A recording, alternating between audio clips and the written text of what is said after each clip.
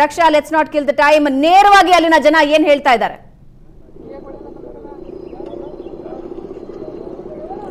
ಖಂಡಿತ ಕೇಳೋಣ ಭಾವನಾ. ಹೊಳೆನರಸೀಪುರದ ರಾಜಕಾರಣ ಕರ್ನಾಟಕದ ಎಲ್ಲಾ ರಾಜಕಾರಣಕ್ಕೆ ಹೋಲಿಸಿಕೊಂಡ್ರೆ ವಿಭಿನ್ನತೆಯನ್ನ ಮೆರೆಯುತ್ತೆ ಅಂತ ಹೇಳ್ಬೋದು. ಇದು ರೇವಣ್ಣ ಅವರ ಭದ್ರಕೋಟೆ. ಈ ಭದ್ರಕೋಟೆಯಲ್ಲಿ ಈ ಬಾರಿ ನಿಜಕ್ಕೂ ಕೂಡ ಬಿಜೆಪಿ ತನ್ನ ಒಂದು ಸಾರ್ವಭೌಮವನ್ನ ಮೆರೆಯುವಂತ ಪ್ರಯತ್ನವನ್ನ ಮಾಡ್ತಾ ಅಂತ ಕೇಳೋಣ. ಜನ ಏನ್ ಹೇಳ್ತಾರೆ ಅಂತ ನೇರವಾಗಿ ಕೇಳೋಣ. ಸರ್, ಈ ಬಾರಿ ನಿಮ್ಮ ಮತ ಯಾರಿಗೆ, ಜೆಡಿಎಸ್ ಅಥವಾ ಬಿಜೆಪಿ?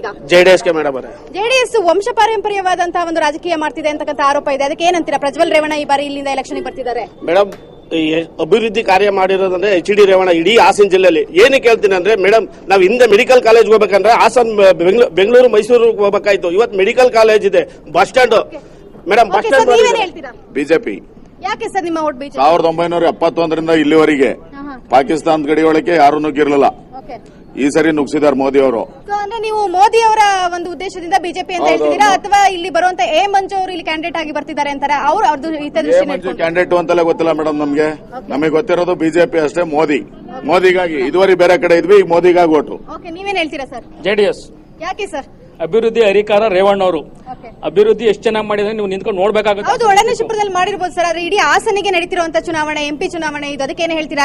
ಪ್ರಜ್ವಲ್ ರೇವಣ್ಣ ನಿಲ್ಲಿಸ್ತಾ ಇರೋದು ಎಷ್ಟು ಸರಿ ಅಂತ ಅನ್ಸುತ್ತೆ? ಒಳ್ಳೇದೇ ಮೇಡಮ್, ಅದು ಒಳ್ಳೇದೇ. ಸರ್, ನೀವೇನ್ ಹೇಳ್ತೀರಾ? ಮೇಡಮ್, ನಾವು ಬಿಜೆಪಿ ಈ ದೇಶಕ್ಕೋಸ್ಕರ, ರಕ್ಷಣೆ ಮಾಡೋಕ್ಕೋಸ್ಕರ ಬಿಜೆಪಿಗೆ ಬೆಂಬಲಿಸಬೇಕು. ಇಡೀ ದೇಶ ಒಂದಾಗಬೇಕು. ಇವತ್ತು ಆಂತರಿಕ ಭಯೋತ್ಪಾದನೆಯನ್ನು ತಡೆಗಟ್ಟುವುದಕ್ಕೆ ಮೋದಿ ಯಶಸ್ವಿಯಾಗಿದ್ದಾರೆ.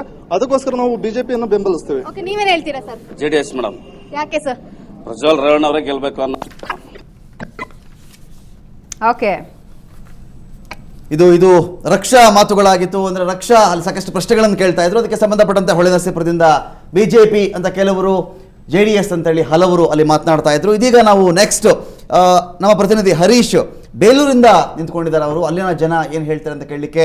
ಹರೀಶ್, ಬೇಲೂರಿನ ಜನ ಈ ಬಾರಿಯ ಹಾಸನ ಲೋಕಸಭಾ ಕ್ಷೇತ್ರದ ಚುನಾವಣೆಗೆ ಸಂಬಂಧಪಟ್ಟಂತೆ ಎರಡು ಪಕ್ಷಗಳು ಮೇಜರ್ ಆಗಿ, ಕಾಂಗ್ರೆಸ್ ಹೇಗಿದ್ರು ಇಲ್ಲ, ಇರೋದಿಲ್ಲಿ JDS ಮತ್ತು ಬಿಜೆಪಿ. ಏನು ಹೇಳ್ತಾ ಇದ್ದಾರೆ ಹರೀಶ್? ರಮಾಕಾಂತ್, ಹಾಸನ ರಾಜ್ಯದ ಪ್ರತಿಷ್ಠಿತ ಚುನಾವಣಾ ಕಣ. ಹಾಸನದಲ್ಲಿ ಹೈ ವೋಲ್ಟೇಜ್ ಕ್ಷೇತ್ರ ಅಂತಲೇ ಹೇಳ್ಬೋದು. ನಾನೀಗ ಶಿಲ್ಪಕಲೆಗಳ ತವರೂರು ಹಾಗೂ ವಿಶ್ವವಿಖ್ಯಾತ ಬೇಲೂರು ಕ್ಷೇತ್ರದಲ್ಲಿದ್ದೇನೆ. ಬೇಲೂರು ಕ್ಷೇತ್ರದ ಮತದಾರರ ಮನದಾಳದ ಮಾತು ಏನಿದೆ, ಅವರ ಅಭಿಪ್ರಾಯ ಏನಿದೆ ಅನ್ನೋದನ್ನ ನಾನೀಗ ಮತದಾರರಲ್ಲಿ ಕೇಳ್ತೇನೆ. ಮತದಾರರು ನಮ್ಮ ಜೊತೆ ಇದ್ದಾರೆ. ಬೇಲೂರಿನಲ್ಲಿ ಈ ಬಾರಿ ನಿಮ್ಮ ಮತ ಯಾರಿಗೆ? ಈ ಬಾರಿ ಬೇಲೂರಲ್ಲಿ JDSಗೆ ನನ್ನ ಮತ. ಯಾಕೆ ಅಂದ್ರೆ ಬೇಲೂರಲ್ಲಿ ರೇವಣ್ಣ ಅವ್ರು ಬಂದ್ರೆ ಅಭಿವೃದ್ಧಿ ಆಗೋದು. ಅವ್ರು ಬಿಟ್ರೆ ಬೇರೆ ಯಾರು ಬಂದ್ರು ಅಭಿವೃದ್ಧಿ ಮಾಡಕ್ಕಾಗಲ್ಲ. ಹಾಸನ ಜಿಲ್ಲೆ ಅಂದ್ರೆ ರೇವಣ್ಣವರು, ದೇವೇಗೌಡರು, ಪ್ರಜ್ವಲ್ ಅವ್ರಿದ್ರೆ ಮಾತ್ರ ಅಭಿವೃದ್ಧಿ ಆಗೋದು. ಬೇರೆ ಬಿಜೆಪಿ ಆಗ್ಲಿ ಕಾಂಗ್ರೆಸ್ ಆಗ್ಲಿ. ನಿಮ್ಮ ಅಭಿಪ್ರಾಯ ಏನು? ನಿಮ್ಮ ಮತ ಯಾರಿಗೆ? ನಮ್ದು ಕೂಡ JDSಗೆ ಮತ. ನಮ್ಗೆ ದೇವೇಗೌಡರು ಇಲ್ಲಿ ಸಂಸದರಾಗಿದ್ದು, ನಾವು ಹೋದ ಬಾರಿ ನಾವು 17 ಬಿಜೆಪಿ ಸಂಸದರು ಕೊಟ್ಟಿದ್ವಿ. ಆದ್ರೆ ಅವ್ರು ಯಾರು ಕೂಡ ಕನ್ನಡದ ನೆಲ ಜಲದ ಬಗ್ಗೆ ಮಾತಾಡ್ಲಿಲ್ಲ. ದೇವೇಗೌಡರು ಒಬ್ರು ಉತ್ತಮವಾಗಿ ನಮ್ಮ ಕರ್ನಾಟಕದ ಪರವಾಗಿ ಒಂದು ಹೋರಾಟ ಮಾಡ್ತಾರೆ. ಹಾಗಾಗಿ ನಮ್ಮ ಮತ JDSಗೋಸ್ಕರ.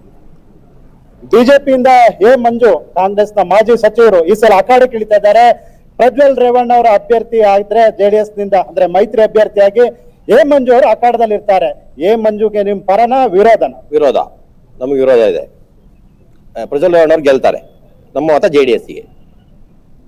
ಇನ್ನು ಹಲವರು ಮತದಾರರು ಸಹ ನಮ್ಮ ಜೊತೆ ಇದ್ದಾರೆ. ಈ ಸಲ ನಿಮ್ಮ ಮತ ಯಾರಿಗೆ? ಬೇಲೂರು ಕ್ಷೇತ್ರದಾರರ ಮತದಾರರ ಒಲವು ಯಾರ ಕಡೆ ಇದೆ?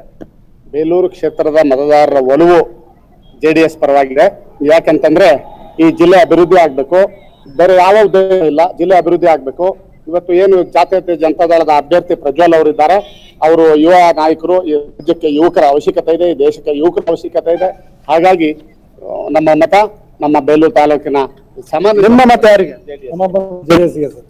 JDSಗೆ. ಯಾಕೆ ಅಂದ್ರೆ ನಾವು ಈಗ ಆಲ್ರೆಡಿ ನೋಡಿದೀವಿ, 17 ಜನ ಸಂಸದರನ್ನ ನಾವು ಕರ್ನಾಟಕದಲ್ಲಿ ಗೆಲ್ಸಿಕೊಟ್ಟಿದ್ದೀವಿ. ಇದುವರೆಗೆ ಅವರು ಒಂದೇ ಒಂದು ಕರ್ನಾಟಕದ ಪರವಾಗಿ ಅವರು ಹೋರಾಟವನ್ನ ಮಾಡಿ. ಬೇಲೂರು ಕ್ಷೇತ್ರ ಮತದಾರರ ನೀವು ಈ ಬಾರಿ ಯಾರಿಗೆ ಮತದಾನ ಮಾಡ್ತೀರಾ? ಯಾಕೆ? ನಾವು ಪ್ರಜ್ವಲ್ ರೇವಣ್ಣ ಅವ್ರಿಗೆ ಮತದಾನ ಮಾಡ್ತೀವಿ. ಅವರು ಬಹಳ ಚಿಕ್ಕ ವಯಸ್ಸಿನಲ್ಲಿ ರಾಜಕೀಯಕ್ಕೆ ಬಂದಿದ್ದಾರೆ.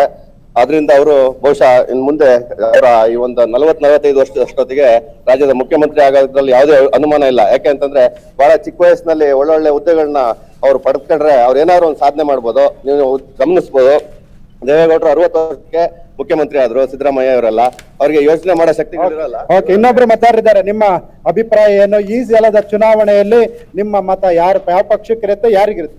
ನಾವು ಈ ಸಲ ಬಿಜೆಪಿ ಮತ ಹಾಕ್ತೀವಿ. ಈ ಸಲ ಬಿಜೆಪಿ ದೇಶ ಬದಲಾಗೋದು ಮೋದಿ ಬರಬೇಕು. ಮೋದಿ ಬಂದಿಲ್ಲ, ಬರೀ ಊರ್ ಬದಲಾವಣೆ ಮಾಡ್ಕೋಬೇಕಂದ್ರೆ ಊರ್ ಮಾಡ್ಕೋಬಹುದು, ದೇಶ ಬದಲಾವಣೆ ಆಗ್ಬೇಕಂದ್ರೆ ಮೋದಿ ಓಟ್ ಹಾಕ್ಬೇಕು. ಇದು ಮಂಜು ಅಭ್ಯರ್ಥಿ ಅನ್ನೋ ಕಾರಣಕ್ಕೆ ಓಟ್ ಹಾಕ್ತಾ ಇದ್ದೀರಾ ಅಥವಾ ಬಿಜೆಪಿಯ ಮೋದಿ ನೋಡಿ ಓಟ್ ಹಾಕ್ತಿರೋದು? ಯಾವ ಮಂಜುಗೂ ನೋಡಿ ಓಟ್ ಆಗ್ತಿಲ್ಲ, ಯಾರಿಗೂ ನೋಡಿ ಓಟ್ ಆಗ್ತಿಲ್ಲ, ಮೋದಿ ನೋಡಿ ಓಟ್ ಹಾಕೋದು. ಓಕೆ ಹರೀಶ್. ರಮಕಾಂತ್, ಹಾಸನ ಜಿಲ್ಲೆಯ ಬೇಲೂರು ವಿಧಾನಸಭಾ ಕ್ಷೇತ್ರದ ಮತದಾರರ ಮನದಾಳದ ಮಾತುಗಳು ಇಲ್ಲಿ ಪ್ರಜ್ವಲ್ ರೇವಣ್ಣ ಅವರ ಒಲವಾಗಿ ಹೆಚ್ಚು ಕಂಡು ಬರ್ತಾ ಇದೆ. ಜೊತೆಗೆ ಬಿಜೆಪಿಯ ಅಭ್ಯರ್ಥಿ ಮಂಜು ಪರವಾಗೂ ಸಹ ಕೆಲವರು ಅಭಿಪ್ರಾಯವನ್ನು ಹಂಚ್ಕೊಳ್ತಾ ಇದ್ದಾರೆ. ಮತದಾರರು ತಮ್ಮ ಒಲವನ್ನ ತೋರಿಸ್ತಾ ಇದ್ದಾರೆ. ರಮಕಾಂತ್.